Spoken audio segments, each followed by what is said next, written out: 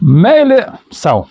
Pastovus mano žiūrovai žinot, kad meilė sau tai yra vienas iš pamatinis mūsų asmenybės ir mūsų gyvenimo, tai tarkim taip, kampų ar akmenų mūsų gyvenimo pamato. Jeigu pamatas šlubuoja ir nelabai kaip arba labai koks, tai ir gyvenimas būna toks. Šiandien dirbau su kliente, priėjom kaip visą laiką prie meilės sau, nes beveik visiems ta problema yra. Pradėjom dirbti, susidūrėm su labai įdomiais niuansais, su kuriais nesu susidūręs, todėl nusprendžiau ir jums papasakoti, jau kartais turėsit panašių problemų, kaip tą dalyką spręsti. Pradžiai pakartojam tą paprastą pagrindinį techniką, kaip reikia daryti, po to visą kitą aptarsim. Kaip suprasti su meilė sau, gerai ar blogai? Vienas iš pagrindinių kriterijų, ar tu save su kuo nors lyginėsi, nežinau, tenai mašiną žiūri, kas geresnė turi, ten skaičiuoja, ten ta geresnė, ta blogesnė, ar kažkokius poelgius, ar kažkokius tai kitus dalykus, piniginius, tenai namus, moteris, vyrus, keliones. Jeigu tu nors su kažkuo, tai nors kažkiek tai lyginėsi, arba kažką bandai pasivyti, tai žinau, kad pastau su meilė savo blogai. Žmogus, kuris myli save, jis nežiūri kitus. Jam visai neįdomu, kas ką turi, kas ką šneka, tas pats, jeigu tau labai svarbu, ką apie tave šneka, tai irgi laikas susigalvoti, susimastyti apie meilę savo, nebent tu ten esi kažkoks tai politikas, nors politikui svarbu, ką šnekėtų, nesvarbu, ką šnekėtų, paimkime mūsų Žemaitaitį, ar kaip jis vadinasi, tos Nemuno aušros. Jam jam svarbu, kad apie jį šnekėtų, ir visi apie jį šnekat, ir pas jį tai yra vienas iš asmeninių strategijų, bet jūs ne visi politikai, ne visiems to reikia. Ir tai jisai nekreipia į tai. Tai bet jeigu tu kreipi į tai, irgi reiškia, turi niuansų su meilė savo. Dabar kaip daryti? Vienas iš technikų, tai yra labai paprasta.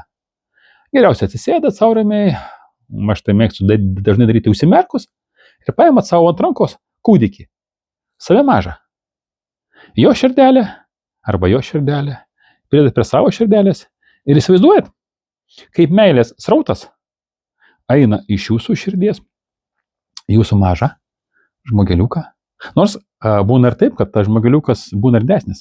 Būna kartais, kai žmogus daro sastenkės, žmogeliukas auga ir kaip rašo klientės, mes jau su save šešiolikinė apsikabinę stovim ir duodu meilę. Gali būti ir taip. Gali būti iškart ateiti vyresnis. Ir duodam tą meilę iš savo širdies į savo mažesnį širdį. Tokį įsivaizduojam, kaip eina meilės srautas.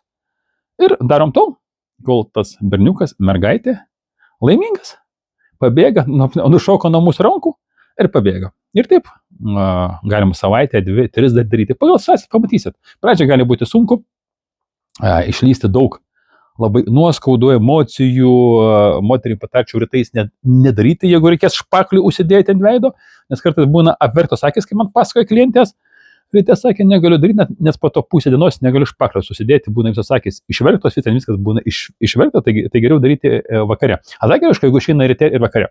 Savaitę, 2, 3 mėnesį, po to kas keletą savaičių pakartoti, pažiūrėti, kaip viskas gaunasi, pažiūrėti, kaip gyvenime nenustojat save su kitais lyginti, nes tai netgi meilė savo, tai vienas yra iš kertinių pamatų pasitikėjimo savim.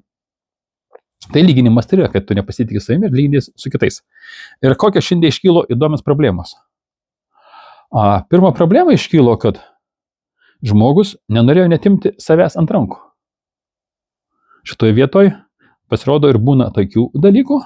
Tai tas dalykas sprendėsi labai paprastai. Ėjom į vaikystę ir žiūrėjom, kas ten tokio buvo toj vaikystėje, kad nenorėjo imti savęs ant rankų. Kaip nebuvo keista, buvo labai įdomus dalykas, kad buvo per daug išlepinta. Sakė, na vaikystė ir tai buvo lepinama apseis be šito dabar. Tai yra nuoskaudos, kad vaikystėje buvo daugiau lepinama, negu dabar lepinama. Ir tipo, pats ant savęs pyko žmogeliukas, kad jos dabar nieks nebelepina, taip kaip lepino vaikystėje. Tai padirbėjom su šituo lepinimu dabartiniam gyvenime, vaiką galėjo jau paimti ant rankų save mažytę. Bet tada paaiškėjo, kad širdį neina meilė. Irgi buvo man keista, kaip taip gali savo mažam neduosi meilės. Pasirodo būna, Vėlgi, vėl išlindo kitos nuoskaudos. Nuoskaudas irgi išvalėm, tai daug nuoskaudos valyti labdavaliai paprasta. Vienas iš technikų, pastovi žiūrovai žinot, kur mano kūne tos nuoskaudos. Nes dažniausiai viskas randasi kūne, gali būti biškai kažkur šone, bet dažniausiai viskas būna kūne, po tuo atveju buvo galvoj, po to buvo krūtiniai, tai ką mes paimam, tada dažniausiai tie tokie blogi dalykai, baimės, nuoskaudos, jos būna kažkokios tamsios spalvos. Galvoj, krūtinėje, kojai, pilvė būna, pilvė labai dažnai būna. Mes jas paimam, išmetam ir, pavyzdžiui, dešinėje padarom laužą savo mintyse ir sudeginam. 1, 2, 3 kartą.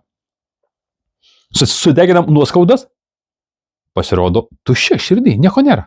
Sakau, neturiu ką duoti. Tada mes greitai, sakau, einam į gyvenimo įvykius. Nes mes visi gyvenime turim kažkokių įvykių, kur buvo nuostabus. Man, pavyzdžiui, vaikų gimimas šitoje vietoje visą laiką, ta prasme, kai be prisiminė, dažniausiai būna laimės ašaros akise. Eini į tas gyvenimo įvykius, kur tu jautėsi laimingas, kur tu geras emocijas. Ir tas emocijas, jas pergyvendamas, jomis užpildai savo tuščią širdį. 1 kartą, 2 kartą, po to pasirodo, geras, sako, jau yra. Yra jau meilė širdyje. Jau gali duoti savo mažam. Tai kartais ant kiek būna sudėtinga su meilė savo, kad net, kad daeiti iki to pratimo, jau reikia daug visokiausių arklydžių išvalyti, kad prieiti prie to, atrodo, paprasto elementaraus pratimo. Paimti save ant rankų ir duoti ją meilę. Tai, mėlyje, jeigu susidūrėt su panašiom problemom, darant šitą techniką, naudokit šitos instrumentus. Jeigu kažkas darant nepadeda ir šitie instrumentai, rašykit komentaruose, aprašykit savo situaciją konkrečiai, mes parinksim ir duosiu kitus instrumentus, kurie padės. Jeigu ir tai nepadės, duosim dar vienus instrumentus. Instrumentų technikų yra va tiek, milijonai, milijardai, kaip ir žmonių. Vienos technikos instrumentai veikia vieniem, kitos technikos instrumentai veikia kitiem. Kas kai nieks čia neveikia, reikia čia fiziniam darbe daug dirbti. Eikit ir dirbkite. Jis okei, įdomu, einu pabandysiu. Jis pabandys ir sakys, veikia. Ir abu bus teisūs. Kur sakys, kad neveikia čia niekas, jisai bus teisus, jam neveikia. O tas, kas paims ir padarys, jam veiks. Sakys, veikia. Tas yra labai teisus. Mes gyvenam tokiam nuostabiam pasaulyje, kur visi esate teisūs, nesvarbu, ką jie šneka. Yra taip, kaip mes galvojam, yra taip, kur mūsų energija. Mes ten gaunam ir rezultatus. Tai, mėlyje, darom ir nepamirštam apie balanso dėsnį. Gauti ir duoti. Mes šitam pasaulyje gaunam lygiai tiek, kiek jam duodam. Jūs dabar gaunat technikas. Darot, gaunat rezultatus. Reiškia, kažkaip pasaulyje turit atsidėkoti. Minimaliai ką? Tai parašyti komentarą, kaip sekėsi, kokių gauti rezultatų, kad tie komentarai kitus įkvėptų pabandyti. Vdruk. Nieko nerizikuoji, nieko pinigų mokėti nereikia, a rezultatą gali gauti.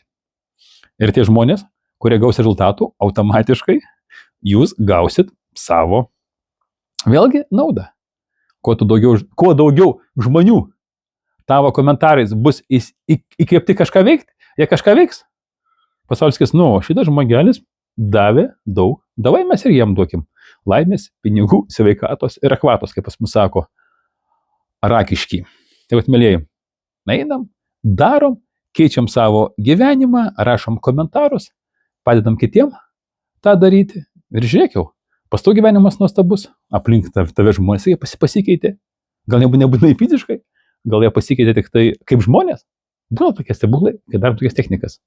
Ir mūsų gyvenimai pasikeis į gerąją pusę. Atėjus iki tiek, kam nieks neveikia, togu eina sunkiai aria savo laukuose.